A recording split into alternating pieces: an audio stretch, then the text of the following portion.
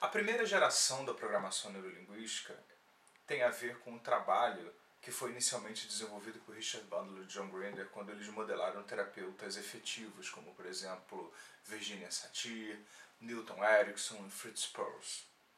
Esse trabalho ele é centrado no indivíduo e ele é voltado para solucionar problemas predominantemente. Nessa primeira geração, pressupõe-se uma espécie de relação terapêutica com o cliente, onde, nesse modelo, o terapeuta supostamente sabe aquilo que é melhor para o cliente. Então, o PNL da primeira geração é aquela onde o programador neurolinguístico ele sabe o que fazer, ele faz algo com o cliente para ajudá-lo a resolver um problema, basicamente. O foco da primeira geração na programação neurolinguística é a mente cognitiva. Na segunda geração da PNL surgem grandes distinções feitas por parte de algumas das pessoas que fundaram e desenvolveram a PNL. É nesse momento que o John Grinder e Judith Delosier começam a fazer um novo código, que o Richard Bandler começa a fazer Design Human Engineering, e é o período em que Michael Hall começa a falar de meta-estados. A terceira geração da programação neurolinguística começa mais ou menos em torno dos anos 90 e tem um foco muito grande em áreas como a identidade, visão e missão das pessoas envolvidas. E ela é generativa ou gerativa, é voltada para fazer mais, para continuar processos e não só aplicar técnicas específicas. O foco vai para mudanças amplas no sistema. E o trabalho não é só feito para indivíduos, mas para sistemas, famílias, empresas, grupos de uma maneira geral. Pode-se trabalhar com um ou vários desses elementos ao mesmo tempo. A primeira e a segunda geração da programação neurolinguística focavam primariamente na mente cognitiva. A terceira geração da PNL vai incluir também a mente somática, ou seja, o que acontece com o corpo, a inteligência corporal, de uma maneira geral.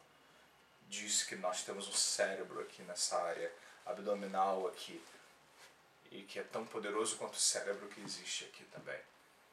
Então o corpo tem muito conhecimento, tem muitos recursos e se o corpo é trazido para o trabalho da programação neurolinguística de uma maneira mais intensa, assim como também Robert Dilts e outros chamam a atenção para a mente de campo, ou seja, nós estamos inseridos em sistemas, existe todo um campo à nossa volta. Existe toda uma integração, toda uma interação com o sistema como um todo. Não só existem relações sistêmicas, porque antes se falava em sistema, muito do ponto de vista de, mas existe um sistema, tudo é sistêmico. Tá, mas agora reconhece-se uma espécie de mente sistêmica. Quando você está nesse campo, você também é parte desse todo, desse campo, desse sistema. Então, de uma maneira mais explícita, começa-se não só a considerar, mas a se trabalhar mais com essa variável tão importante. Então existem três tipos de mente. A mente cognitiva, que foi originalmente trabalhada pela programação neurolinguística, inclusive em muitas outras escolas de terapia. A mente somática, que é a inteligência corporal. E a mente de campo, que é a nossa interação quando nós somos parte de um todo, que vai muito além de nós, indivíduos. Os objetivos da PNL da terceira geração é trabalhar pela integração dessas três mentes, a mente somática, a mente de campo e a mente cognitiva. A programação neurolinguística de terceira geração, que hoje basicamente é desenvolvida por Robert Dilts, ela traz algumas práticas muito interessantes, como por exemplo o centramento, a consciência de que existe um jogo interno e um jogo externo, ou seja, algo dentro de nós acontecendo, mas também existe algo fora de nós acontecendo. Nós precisamos trabalhar essas duas coisas para, inclusive, que cada pessoa possa descobrir a sua zona de excelência. Muitos dos exercícios que a gente está apresentando agora aqui no canal, nos cursos e tal, são exercícios de terceira geração. Então, começa-se com a busca da excelência. Enquanto geralmente na PNL tradicional você partia de uma situação problemática na direção de uma resolução desse problema, na PNL de terceira geração existe uma outra percepção das coisas. Acredita-se que nós devemos reforçar recursos que já funcionam dentro de nós. Então, ao invés de começarmos pensando num problema, nós começamos pensando em um estado pleno de recursos. E o que quer que você vai fazer quando você vai lidar com um problema, lidar com uma situação desafiadora, você sai de um estado de recursos, a partir desse estado de recursos você vai lidar com essa situação desafiadora. Então o resultado ele é bem diferente. Acredita-se que você vai ampliar consideravelmente os recursos quando você parte já de uma percepção, não só uma percepção cognitiva, mas somática e de campo também, a respeito de recursos plenos que estão disponíveis para você.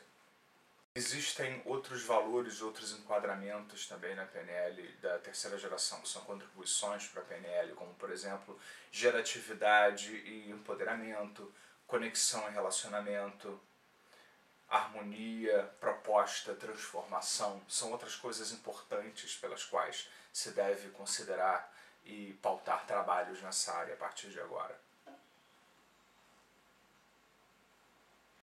Outras técnicas importantes também da terceira geração, a mudança generativa, a abertura, a integração com o campo, a integração de energias arquetípicas de uma maneira geral, trabalhos como mudanças arquetípicas, lidando com barreiras e crenças, criando-se pontes de crenças para que você possa ter um resultado ainda maior, trabalhando com a inteligência coletiva e gerativa, colaborativa de uma maneira geral.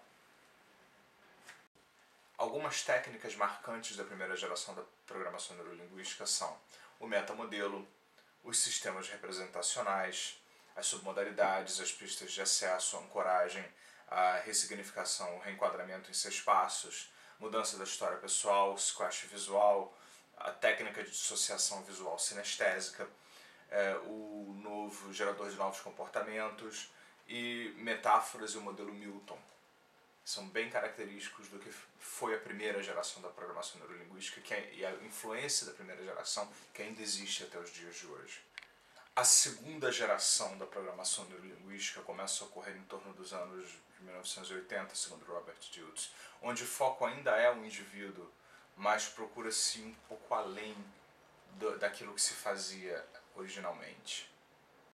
Existe uma mudança de foco na programação neurolinguística também, sai-se do contexto terapêutico e passa-se a lidar com indivíduos e relacionamentos entre indivíduos. E a PNL também tem o seu foco expandido para áreas como, por exemplo, vendas, negociação, educação e saúde também.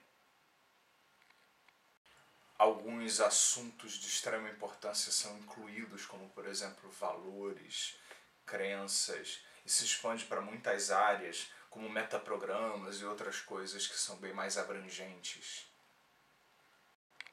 Começa-se nesse período a trabalhar com linhas do tempo, níveis neurológicos, posições perceptivas, e algumas das características mais marcantes que surgiram na segunda geração foram os padrões de prestidigitação verbal, o trabalho com psicogeografia, quando se anda pelo espaço e vai se trabalhando a mente das pessoas, o meta-espelho, as técnicas de mudança de crenças, estratégia da genialidade, reimpressão, integração de crenças conflitantes e alinhamento dos níveis neurológicos.